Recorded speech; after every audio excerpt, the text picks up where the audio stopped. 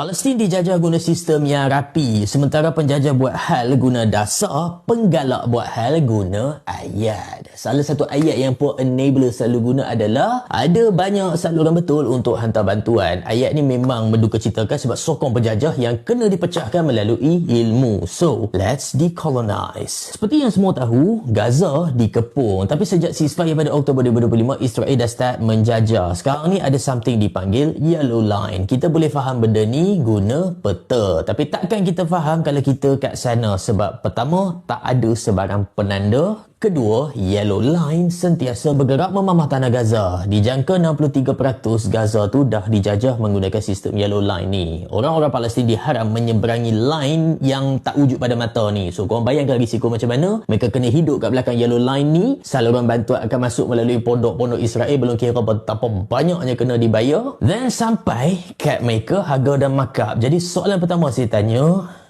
saluran betul tu apa?